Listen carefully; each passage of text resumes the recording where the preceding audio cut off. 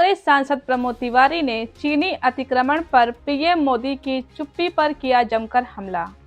खबर को विस्तार से जानेंगे, लेकिन उससे पहले लेते हैं एक छोटा सा ब्रेक।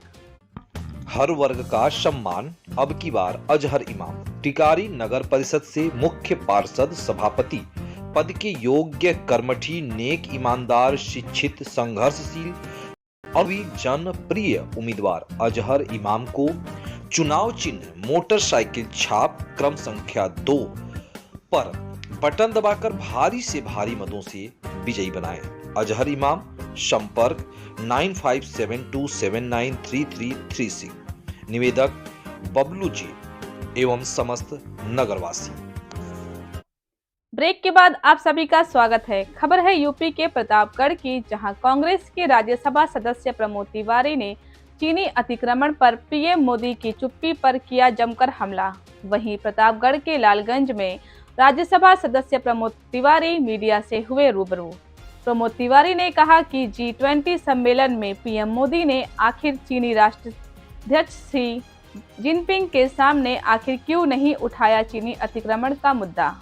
सांसद प्रमोद तिवारी ने LAC पर चीनी अतिक्रमण व घुसपैठ पर लोकसभा व राज्यसभा का सदन चलने के बावजूद पीएम पर चुप्पी तोड़ने को बताया दुर्भाग्यपूर्ण एवं चिंतनीय। वहीं कांग्रेस सांसद प्रमोद तिवारी ने बोला, हमला क्या, चीन के साथ अरबों खरबों के व्यापार में मोदी सरकार की कोई कोर दबी है, इसलिए पीएम देश से क्या छिपाना चाहते हैं। पाकिस्तान पर भी हमलावर होते हुए सांसद प्रमोद तिवारी ने बिलावल भुट्टो के बयान को बताया अब अशोभनीय। प्रमोद तिवारी बोले, 1971 का भारतीय शौर्य याद रखें, बिलावल कश्मीर का एक एक इंच है हमारा। प्रमोद तिवारी ने किया ऐलान, एक ना एक दिन पाक अधिकृत कश्मीर को भारत के नक्शे से जोड़ देंगे। लालगंज में कांग्रेस कार्यकर्ता सम्मेलन में भी विधायक आराधना मिश्रा मोना के साथ शामिल हुए सांसद प्रमोद तिवारी।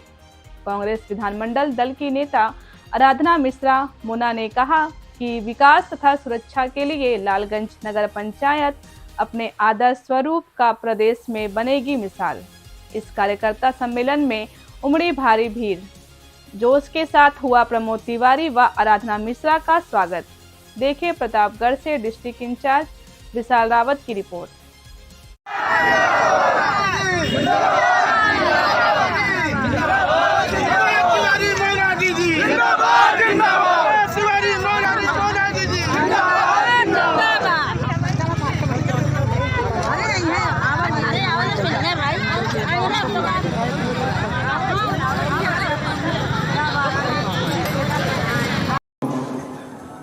कल चलने लगा तो हमारे खरगे साहब नए अध्यक्ष हुए हैं, हरिजन अनुसूचित जाति। पहले कल मीटिंग है प्रमोद की शनिवार को। एक भी जान नहीं जाने दी कोविड में। पूरे क्षेत्र में कोई नहीं कह सकता कि उसको इलाज नहीं मिला, उसको संसाधन नहीं मिले। 2 ट्रेनें मैंने बुक की। आप सब लोग स्वतंत्र हैं, जो लड़ना चाहे लड़े। मेरा तो उम्मीदवार नहीं होगा सभासद, मेरा उम्मीदवार सब टाउन एरिया का होगा। इतना ख्याल रखे रहिएगा कि सभासद वो हो। आप जाना था कि पिछले चुनाव हमारे साथ रहा थे, सभासद वो जो मेरे साथ मिलकर चल सके, मुझे काम करने में आसानी होगी, सबको धन्यवाद। मैं किसी सभासद को घोषित नहीं कर सकता। आप सभी लोग कृपया अपने स्थान पर बैठे रहेंगे। आप सभी बहुत बहुमूल्य समय दिया भैया और दीदी के आमंत्रण पर, अपने घर में, अपने परिवार में। हम सबके आभारी हैं। और स्वल्पाहार हमारे साथी कार्यकर्ता बहुत जल्दी कहा कि हम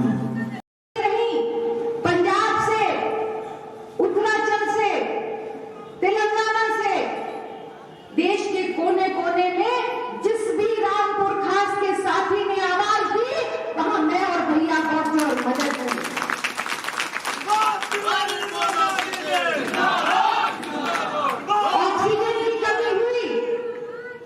ऑक्सीजन की कमी हुई, लोगों ने दम तोड़ा सड़कों पर, पूरे प्रदेश में हाहाकार। अरुणाचल प्रदेश में सीमा विवाद चल रहा है, चीन के द्वारा लगातार कब्जा की जा रही है भारत की ज़मीनें। सर, इस पर क्या कहना है? भारत की सीमाओं का अतिक्रमण चीन कर रहा है।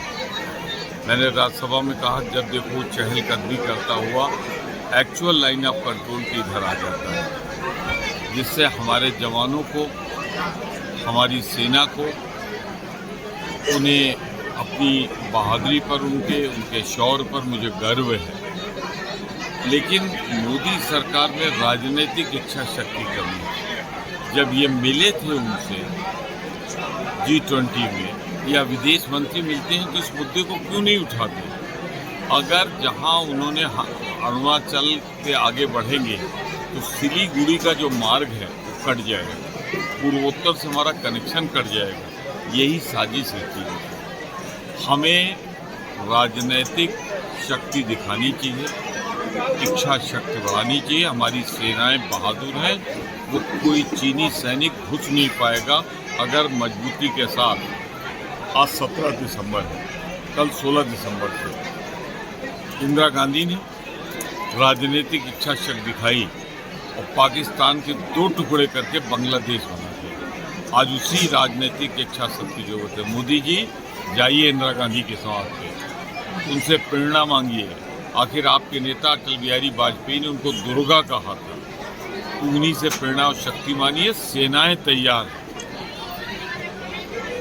राजनीतिक इच्छा शक्ति जरूरत है। एक बार हो जाए, किसी चीनी की हिम्मत नहीं पड़ेगी कदम ही कर रखने। जो इंदिरा जी ने नाथुला में किया, 450 चीनी मारे गए। की फोटो ले लीजिए। यहाँ करीब 5000 लोग हैं, हर परिवार में 5 वोट है।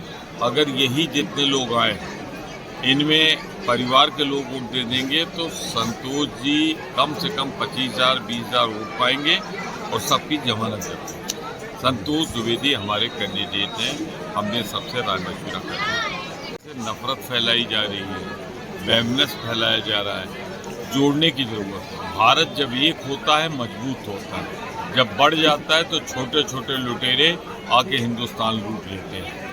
इसलिए राहुल गांधी ने उस आवाज़ को समझा है और सबको एक करने के लिए वो यात्रा कर रहे हैं। सर, इसमें नगरीय चुनाव को लेकर के लालगंज में आपने आज सभा को संबोधित किया।